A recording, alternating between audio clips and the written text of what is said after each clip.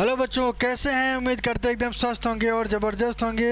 आज का जो टॉपिक पे चर्चा करने वाले हैं, खासकर बायोलॉजिकल क्लासिफिकेशन का जो फैमिली ड्रामा, एक ऐसी कहानी जहां पे हम प्लांट के बायोलॉजिकल क्लासिफिकेशन के आधार पर जिनका वर्गीकरण किया गया, उन सभी को आज हम एक अलग दृष्टिकोण से देखते हुए समझेंगे, जिसका नाम है ट्रिकी बायोलॉजी। ये डेली शाम को 8 बजे मिलेगी और सभी सब्जेक्ट मिलेगी।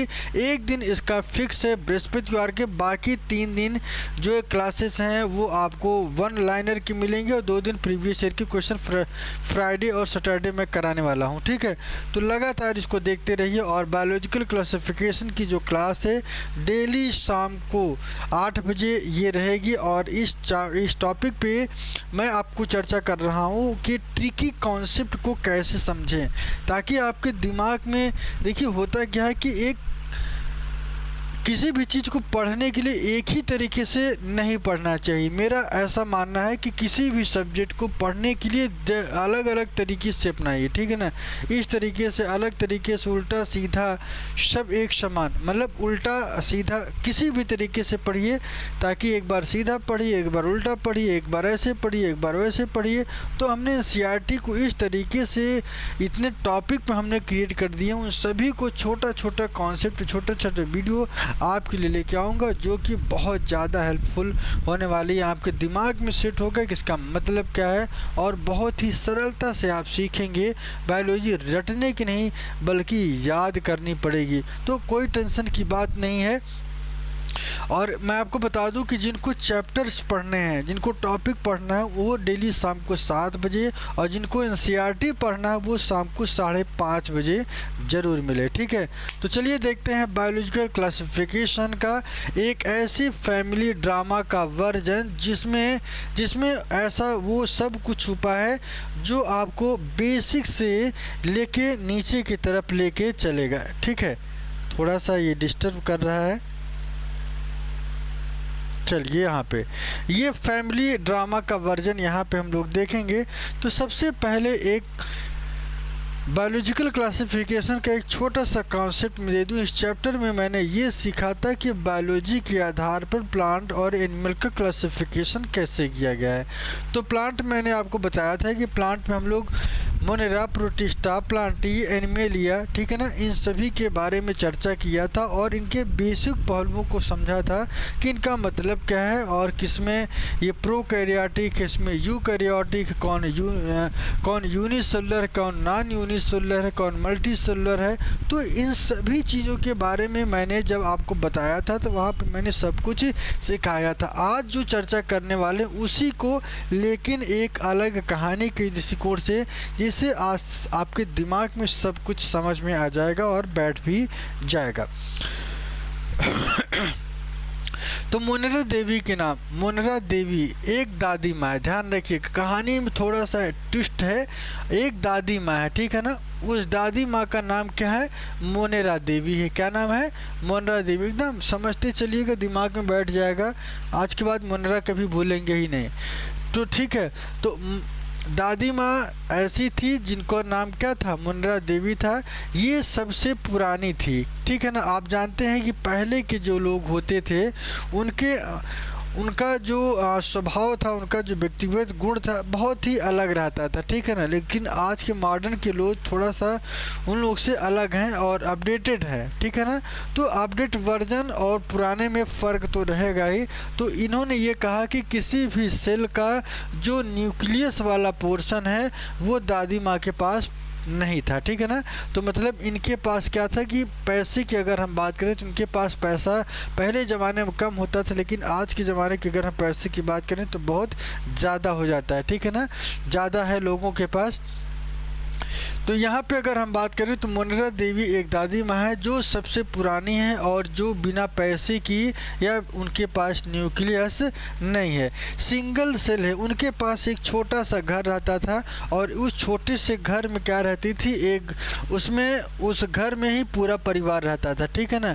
तो यहाँ पे मैं आपको बता दूँ कि न तो उनके पास खाने पीने की सामग्री होती, न तो उनके पास जो है कह सकते हैं कि जितना आज चीज़ें उपस्थित हैं उतनी चीज़ें उनके पास नहीं थी। कह सकते हैं कि उनके पास एक सिंगल सेल था, एक सिंगल घर था, लेकिन वो घर कैसा था, टूटा फूटा था, टूटा फूटा था, टूटा फूटा था, और न तो वहाँ पे मेम्ब्रेन बाउंडेड ऑर्गेनेल्स, ध्यान रखिएगा, कोई भी सेल ऑर्गेनेल्स वहाँ पे पूरी तरीके से एब्सेंट था, ये आपको ध्यान रखना है। इसके बाद यहाँ पे जो एग्ज़ाम्पल था, वो एग्ज़ाम्पल की अगर हम बात करें तो मोनेरा दादी के जो बेटा था वो क्या था, बैक्टीरिया था। क्या था, उस बैक्टीरिया का नाम क्या था, उनके बेटे का नाम क्या था, बैक्टीरिया था। तो सीधी सी बात है, अगर दादी हैं तो उनका जो बेटा है वो बैक्टीरिया है, तो बैक्टीरिया भी क्या होगा, नॉन न्यूक्लियस होगा, सेल ऑर्गेनेल्स वहाँ भी नहीं होंगे, और जेनेटिक मटेरियल भी नहीं होगा, तो इनके पास भी नहीं होगा और इनके पास भी नहीं होगा, याद रख लीजिएगा। तो दादी के पास टीवी नहीं होता था, पहले के लोगों के पास टीवी वगैरह नहीं हो पाता था। आप जानते हैं पहले जब रामायण आता था, महाभारत आता था, तो एक ही जगह पे कई लोग जुड़ के, पूरे गांव के लोग जुड़ जाते और टीवी को देखते। लेकिन आज का दौर इतना अलग हो गया है कि सभी के पास मोबाइल है, सभी के पास टेलीविज़न है, ठीक है ना। तो ये आपको ध्यान रखना है, ठीक है ना। तो ये ट्रिक याद करिए, दादी के पास टीवी या न्यूक्लियस नहीं होता, कहने का मतलब मोनेरा में न्यूक्लियस पूरी तरीके से एब्सेंट, सेल ऑर्गेनेल्स भी एब्सेंट, और उनका बेटा बैक्टीरिया है, तो यहाँ भी नहीं देखने को मिलेगा। अगला पॉइंट क्या कहता है कि प्रोटिस्टा इनकी बहू थी, जो बैक्टीरिया था, और उस बैक्टीरिया के बाद जो उनका बच्चा हुआ वो प्रोटिस्टा, और प्रोटिस्टा की जब शादी हुई तो उनकी दादी की ये बहू हो गई, ठीक है ना। और इस बहू की अगर हम बात करें तो ये एक इंस्टा जनरेशन था, ठीक है ना। इसमें हुआ क्या, इनके पास एक स्मार्ट मॉडर्न न्यूक्लियस और ऑर्गेनेल्स यहाँ पे पूरी तरीके से ये प्रेजेंट देखने को मिला। क्यों, क्योंकि प्रोटिस्टा क्या है, एक अपडेट वर्जन है, जबकि मोनेरा में नहीं। क्यों, क्योंकि मोनेरा क्या है, दादी हैं, और प्रोटिस्टा उनकी बहू है। और तो यहाँ पे आपको ध्यान रखना है कि उनके लड़के के साथ जब हुआ तो प्रोटिस्टा आई, और प्रोटिस्टा के बाद उन्होंने देखा कि उसके पास न्यूक्लियस भी था और ऑर्गेनेल्स भी थे, सब कुछ प्रेजेंट थे, ठीक है ना। और मैं आपको बता दूं कि इनके पास दोनों चीज़ें थी। क्या थी कि इनके पास कभी प्लांट का ये कैरेक्टर शो करते और कभी एनिमल का, और जल्दी से और एनिमल जैसी ये बन जाते हैं, ठीक है ना। जैसे कि अमीबा की बात करें तो अमीबा में यूग्लिना का कैरेक्टर ऐसा होता है जो प्लांट और एनिमल दोनों को कैरेक्टर को दिखाता है, ठीक है ना। तो इस बात को आपको ध्यान रखना है, बहू हर रोल में फिट, ठीक है ना, ये याद रख लेना है। कहने का मतलब कि प्रोटिस्टा के पास सब कुछ मौजूद था, जबकि मोनेरा के पास मौजूद नहीं था। चलिए आगे की तरफ, फंजाई फूफा है, तो दादी का जो लड़का था और इस बहू का क्या लगता था, फूफा लगता, ठीक है ना। तो फूफा के पास क्या था कि फाफा का जो नेचर था बहुत ही गंदे तरीके से रहते थे, ठीक है ना। उनके पास जो उनका व्यवहार था, उनके पास कुछ नहीं था, दादी से भी गरीब थे, उनका लड़का जो है दादी से भी गरीब था। तो यहाँ पे उनकी जो बेटी थी, उनके फूफा थे, ये बहुत ही गरीब थे, और इनके पास जो चीज़ें मिलती थी सड़ा हुआ, जितनी भी चीज़ें उनको मिलती सड़ा हुआ चीज़ें खाते पीते, और इस वजह से क्या कहा गया, सड़ा हुआ खाना कहा गया। डेड एंड डिकेइंग फूड पार, जिंदा रहते हैं। यहाँ पे आप देखेंगे कि ये ऐसे भोजन खाते थे जो जिंदा रहते थे, कैसे, सड़े हुए चीज़ों से। तो ऐसे न्यूट्रिशन को क्या कहते हैं, सैप्रोफिटिक कहते हैं। ध्यान रखिएगा, जिसके पास क्लोरोफिल नहीं रहेगा वह सड़े गले चीज़ों से ही भोजन प्राप्त करता है, ठीक है ना। जैसे कि एग्जाम्पल की बात करें तो मशरूम और ईस्ट, ध्यान रखिएगा, मशरूम और ईस्ट, ये आपको ध्यान रखना है कि ये किसके एग्जाम्पल हैं, फंगस के, ठीक है ना।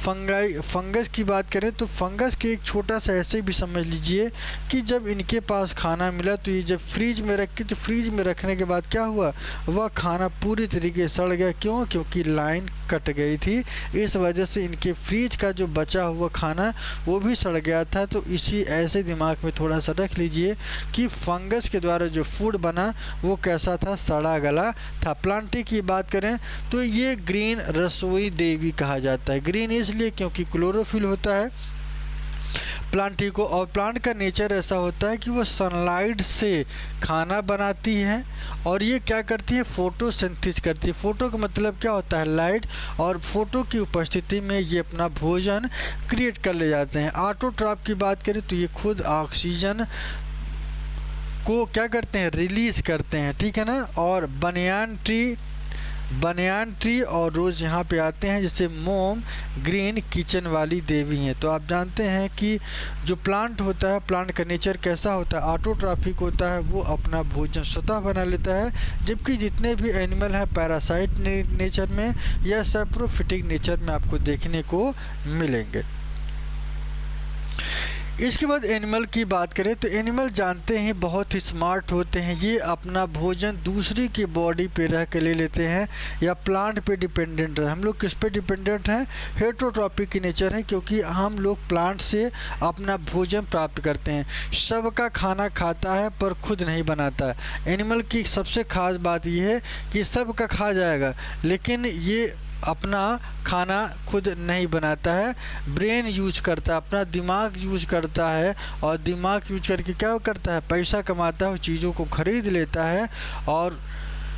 और जब पैसा कमा लेता है तो मार्केट की तरफ जाएगा तो वहाँ पे सब कुछ इनको आसानी से मिल जाता है। इसमें ह्यूमन भी आता है और डॉग भी आता है।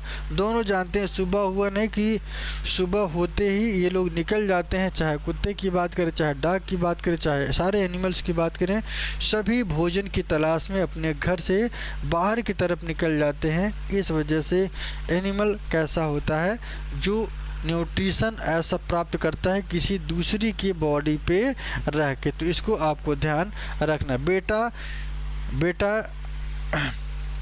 खाता सबका और दिमाग लगाता अपना, तो ये आपको ध्यान रखना है।